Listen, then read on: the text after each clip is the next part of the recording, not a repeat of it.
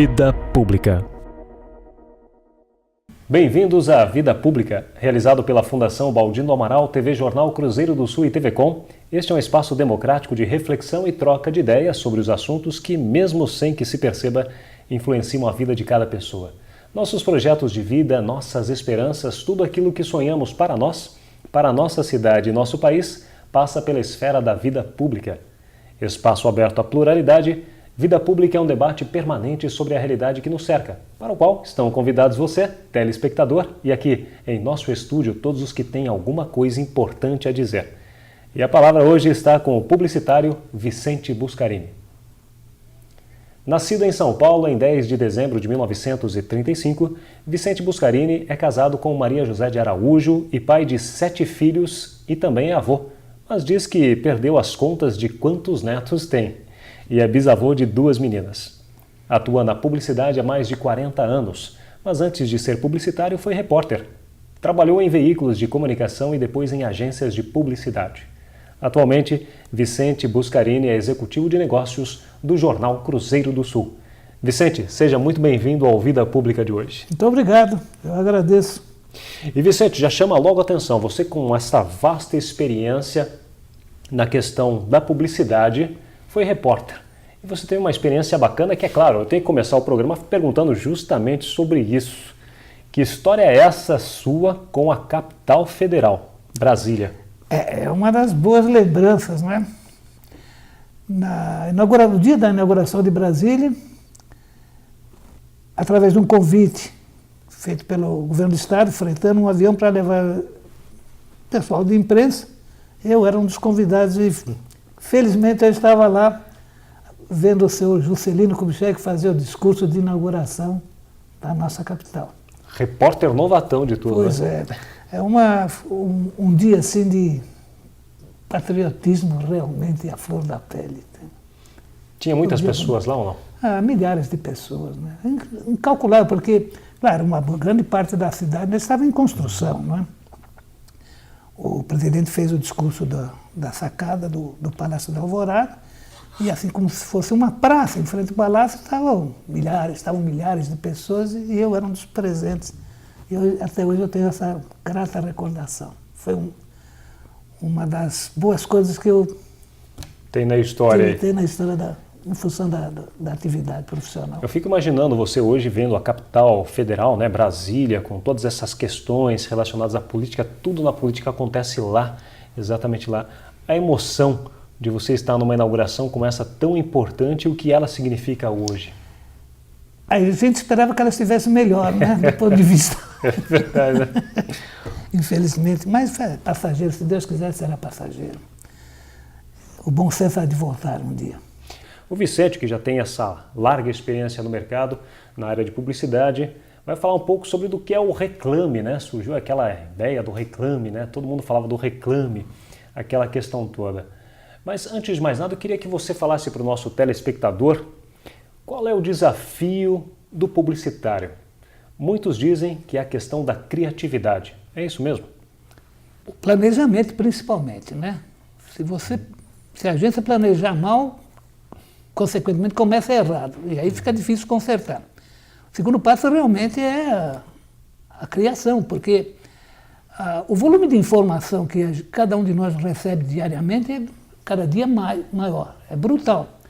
Se você tem uma informação para o público sem algum atrativo maior que só a criatividade pode dar, evidentemente você vai passar meio despercebido. Né? Então é aí que funciona a criatividade. Só para citar um caso de mais ou menos recente, de poucos anos que todo mundo lembra, porque é mais ou menos recente. A Brastemp fez uma campanha excelente, criativamente excelente. Conclusão, virou até uma expressão, você não é uma Brastemp quando quer se referir a alguma coisa que não é de boa qualidade. Quer dizer, claro que aquela propaganda marcou, né? A marca já era conhecida, mas ficou muito mais conhecida, sem dúvida nenhuma. Então, apenas um exemplo, mas assim tem outras marcas que se valeram de campanhas da criatividade, alta criatividade, né? E, aliás, questões que ficaram marcadas, né, Vicente, na época, porque você não é uma Brastemp, mas essa é uma expressão forte, né? Claro. Que quando alguém pensou nessa expressão e ela ficou marcada de Claro. fato, ela começou a ser utilizada em diversas campanhas, né? Foi, claro, exatamente. E virou uma expressão popular, né? Quando alguém queria se referir a alguma coisa que de boa qualidade, ou não é uma Brastemp, quer dizer, é de má qualidade.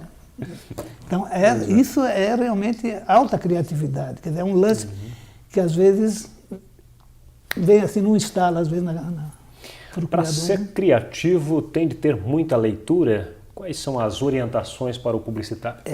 Aí eu até vou fazer um comentário, talvez desagrade os jovens que estão na propaganda, mas na minha opinião é uma realidade. Quando a propaganda deixou de ser reclame, na década de 50 e passou a ser propaganda, por influência também muito grande da escola de propaganda, que foi criada naquele período, naquela década,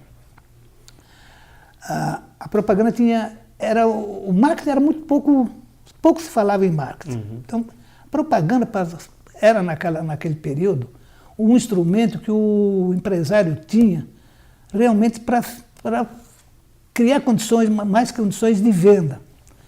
Então ela tinha que ser realmente bem estudada, bem preparada.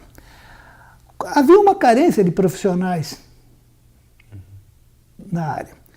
Então você tinha, por exemplo, na redação, era comum você ter escritores, né? Luiz Fernando Veríssimo, Jorge Medawar, e uma série de profissionais que vinham, e jornalistas também, com bom, excelente nível cultural e uma experiência em redigir. Na área de arte, era comum você ter profissionais que vinham de artes plásticas, quer dizer, com uma boa noção, uma boa visão de... Então você tinha peças realmente, na parte impressa, você tinha realmente trabalhos de propaganda de muito bom nível, de muita criatividade. Você ia mesclando vários profissionais de vários várias áreas do profissionais, porque havia né? carência de profissionais. Aí foi se formando o publicitário mesmo, quer dizer, não precisava ir buscar em outros setores, através dos anos, você formava o publicitário através da escola de propaganda, principalmente. Aí a comparação que eu mencionei a tecnologia, é claro que você não pode ser contra a tecnologia, o mundo caminha para frente, não caminha para trás, né? Então a tecnologia veio para ajudar. Só que ela criou... Qual foi a grande virtude hoje da tecnologia que foi incorporada pela atividade? Agilizou tremendamente o processo. Quer dizer, o que era feito manualmente, uma série de coisas, você faz, por exemplo, retocar uma foto. Você tinha o retocador, tinha um trabalho danado para retocar, para mudar, passava horas e horas. Você tem o Photoshop. Que é rapidinho, né? Talvez faça até melhor. Então, por outro lado, perdeu muito daquele trabalho artesanal que era a propaganda. Era o cidadão que era escritor e passou a fazer a redação de publicidade, o diretor de arte que não tinha máquina, né? Então ele ficava na prancheta e demorava mais tempo, mas acabava fazendo, às vezes, tendo uma ideia melhor, tinha tempo para pensar e ter uma ideia melhor, mais criativa. A agilidade é rápido, às vezes não impede que o profissional pense mais tempo para encontrar uma ideia mais criativa, uma ideia melhor, mais bonita, ou mais simpática, enfim, mais agradável. Essa é a diferença que eu vejo. Há muita diferença, Vicente, entre a questão da publicidade institucional, que é feita por uma empresa apenas para divulgar a marca, né, para deixar a marca perene, e também a campanha, a divulgação comercial, para lançar um produto, lançar preços de concorrência, enfim? São duas situações bem diferentes, né? Inclusive, é por isso que é comum você encontrar um anúncio institucional ou anúncio social, vamos dizer, de cunho social, mais criativo, porque você tem mais liberdade. Você não tem um compromisso tácito de ter que vender aquele produto. Claro, porque o anunciante não vai anunciar ele vai investir para poder ter resultado em vendas, é óbvio. Então o compromisso é muito maior, né?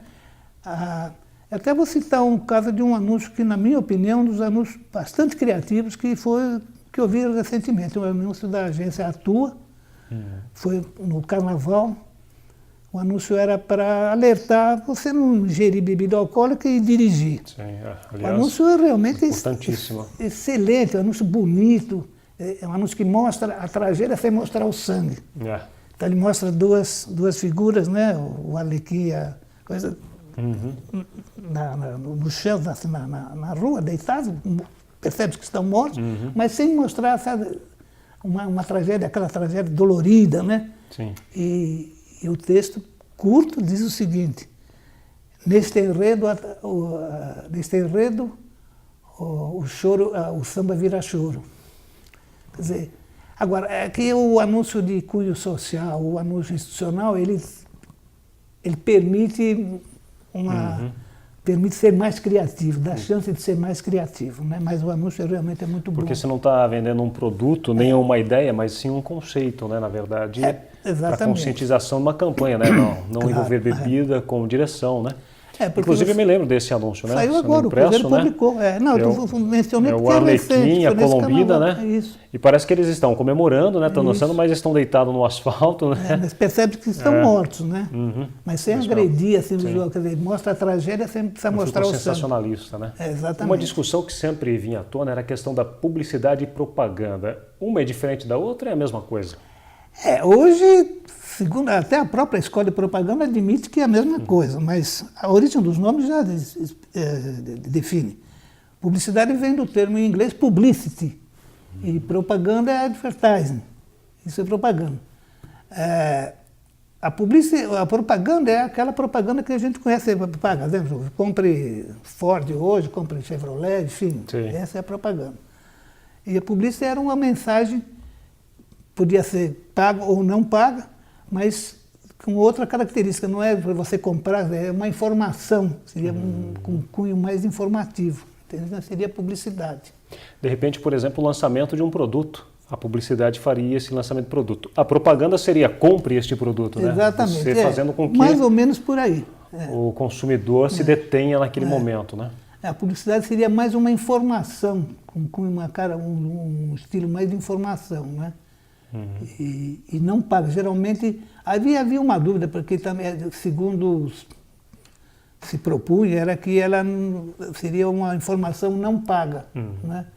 Mas aí também havia uma discussão se era por aí ou não. Mas havia essa diferença. Agora, hoje, não há mais essa separação, né? Tudo é a mesma coisa, né? Hoje, até a escola, segundo eu sei, até a escola de propaganda admite hoje que é a mesma coisa. Publicidade ou propaganda é a mesma coisa. Uma coisa que eu achei interessante, que a gente estava conversando antes um pouco dessa entrevista, é a questão do marketing também. As pessoas dizem, você tem a publicidade e a propaganda e você tem o marketing também. Elas são paralelas? É a mesma coisa? Não é? Não, qual é a avaliação? Eu encaro assim, propaganda é um instrumento do marketing, né? O marketing é o planejamento total, desde vamos lançar um produto, mas vamos analisar o mercado se é receptivo, se esse produto tem, né, condições de conquistar a preferência do público, se ele é necessário também, né? Isso é o marketing. Eu vou fazer um produto e sair fazendo um produto, não é bem por assim, né? E a propaganda é um instrumento que o marketing utiliza para poder comunicar que existe aquele produto, porque eu fabrico, e depois eu não aviso, não digo para ninguém que eu estou fabricando, ninguém vai comprar. Então essa é a propaganda. Eu sei que às vezes há quem faça uma confusão, misture. Eu encaro assim, propaganda é um instrumento do marketing. No marketing. O que dizer dos reclames? Porque antigamente a gente falava reclame. Havia os pequenos produtores, né, domésticos. Um fabricava uma coisa, outro fabricava outro produto e tal. E aí começaram a aparecer aquelas pessoas que pegavam esse produto e iam vender em outras cidades, em outras regiões. Até que eles resolveram juntar. Então, por exemplo, que tinha condição, já tinha um capital, ele juntava 3, 4, 5 daquelas atividades e aí surgiu a tal fábrica. Quer dizer, isso vem desde a Revolução Industrial, né, que começou a criar essa mentalidade. Aí eles saíam para vender, e para ter um apoio, eles punham o anúncio no jornal. Sabe que o anúncio chamava reclame. Usavam a expressão reclame. Eu não sei, foi incorporado no Brasil, não sei se a expressão em inglês, não sei, eu desconheço. mas era o que se dizia Reclame. E aqui no Brasil ficou Reclame. E por volta de 1950, quando o Brasil houve aquela virada industrial no Brasil, no governo Juscelino, um pouco antes começou, e depois no governo Juscelino, né, que o Brasil deu uma virada. Sim. E a propaganda também começou a se tornar uma atividade importante, né, para escoar a produção, né, para vender o que era fabricado. Aí passou a se chamar propaganda porque era mais simpático o nome, mais definia melhor, né? Então foi esquecido o termo Reclame. Agora, o que eu saiba, a origem é essa. Aproveitando essa oportunidade que você falou das mudanças, Vicente, de 1950, enfim, em março e abril discutiu-se muito na área de comunicação, de jornalismo em especial, a questão da ditadura civil-militar. A publicidade passou por esse período também. Você se lembra como foi essa situação para a publicidade? Foi muito estranho, porque, por exemplo, você fazia um comercial para vender sabão em pó, ou vender lâmina de barbear, sei lá, produto, e durante um período você tinha que mandar o roteiro, você, campanha tem um comercial de televisão, tinha que mandar o roteiro para censura, para passar pela censura, quer dizer, eu estou vendendo sabão em pó, né? O que a censura do sabão em pó vai fazer? Que diferença, né? Que diferença. Só para lavar a roupa suja do... Né? E daí, inclusive, posteriormente surgiu, daí começou a nascer a ideia, campada até pelo Petrônio Corrêa, que faleceu recentemente, de quem foi funcionário há muitos anos, surgimento da entidade em defesa da propaganda. Sobreviveu, né? Entre os trancos e barrancos, aí acabou passando por essa fase aí mais complicada. Foi uma fase meio rápida, mas foi uma fase que incomodou, né? Porque você produziu você tinha um período, quer dizer, o período que você tinha, normalmente, né? Você tinha pouco espaço de tempo para criar e produzir um comercial, e realizar o comercial e botar ele no ar. E propaganda sempre foi muito curioso isso, as coisas serem feitas sempre com muito pouco tempo. Né? O anunciante dava, precisamos de uma campanha. Ele tinha que correr, sair, criar, produzir e botar no ar a campanha. Né? Então você contava com pouco tempo e aí tinha mais essa perda, porque demorava até o comercial, o roteiro ir e voltar, demorava no mínimo 15 dias, 10 dias, 15 dias. Né? Quer dizer, era o tempo que fazia falta para produzir. Fazia falta mesmo, claro, né? Claro. E Vicente, vamos falar um pouquinho da sua carreira. Você começou como repórter. Por quê? Como que foi chegar a ser repórter antes de publicitário? Eu estava numa fase, aquela fase de juventude, né? Meio sem saber direito que caminho tomar. Eu estava fazendo curso, tinha parado, estava fazendo curso colégio clássico, que é a ideia inicial. Sim, eu sou de uma geração que, infelizmente, era assim, curso superior era engenharia, medicina, odontologia, direito. Né? Não se falava em ciências sociais hoje, por exemplo, se eu soubesse naquela época que melhor sobre ciências sociais, eu teria feito, porque eu acho que era a coisa que eu gostaria de fazer. Entende? Mas ia fazer direito. A tendência era. Estava cursando o clássico, já estava segundo ano clássico 3 anos, e comecei a ficar meio perdido, porque não sabia direito que rumo tomar. E através de amigos, uma amiga minha, o noivo dela era gerente dessa revista que eu falei, da sucursal. Ele falou, meu filho, você escreve bem e tal. A opinião dele, não estou dizendo que é verdade, é a opinião dele na época. E então, você não quer vir trabalhar na coisa? Eu digo, poxa vida, eu vou tentar, né? E fui para a revista. E aí não saí mais de repórter. Repórter mesmo, eu trabalhei basicamente naquela revista durante 2 anos, 3 anos. Mas depois já migrou. Aí fui entrando porque tinha que, como eu disse a você, a sucursal era carente de profissionais, era pouca gente. Então você tinha que, às vezes, fazer uma série de coisas. E uma delas era também acabar cuidando de anúncios, porque tinha gente que queria anunciar, você tinha que cuidar, não tinha ninguém para fazer naquele dia, tinha que cuidar. E acabei indo para... Aí outros amigos que eu fiz no meio, né? Criando um ciclo de amizade. Faz a escola de propaganda, e tal. E a escola de propaganda estava no auge, tinha grandes profissionais de propaganda, a maioria estrangeiros que estavam no Brasil, né? Grandes profissionais, dando aula. Então era um atraente, né? E aí acabei de fazer a escola de propaganda. E aí, virei publicitário. Bom, mas nessas suas andanças, e até quando você falou da falta de profissionais, né? E você utilizava profissionais de diversas áreas para fazer uma publicidade, uma campanha, o pessoal da produção, claro, já me passou a informação de que também você foi modelo, é verdade? Que história é essa aí? Mas não é pela beleza, não. Opa, por que não? Não, começou assim, começou bem por uma necessidade de momento. Eu trabalhava na Thompson e um dos clientes que eu atendia era a Climax, o refrigerador Climax. E a maioria, quase todos os refrigeradores, todos os refrigeradores eram importados, só a Climax que era fabricado no Brasil, era nacional. E o modelo da Climax era, em comparação a outros modelos, era menor. Aí foi lançado o modelo Vitória Regia. Não foi antes de lançar a Vitória Regia, já foi antes. Precisava começar para televisão, fazer anúncio para jornal. Precisava um modelo que ele não poderia ser alto, porque se ele fosse mais ou menos alto, a geladeira ficaria menor ainda, parecia menor, entende? Aí, precisava ter uma cara razoável para posar também. A idade teria que posar, geralmente posava com uma outra menina, uma modelo. Então, esse, por exemplo, tinha que ser aparentasse ser um casal de 25 anos, 26 anos, mais ou menos jovem, um jeito assim mais ou menos sério, não, um jeito de casal mesmo, né? E que não fosse mais alto que a geladeira. Entende? E aí comecei a posar, aí posei muito, entende? Fazia comercial para televisão, só que naquela época o comercial era muito caro, né? Aliás, sempre foi caro, mas proporcionalmente era mais caro ainda. Então a gente fazia slide, sabe como é que é slide? Fotografava, né? Posava fotografando, ia para o ar o slide, uma locução, ou locução de cabine, ou uma locução gravada.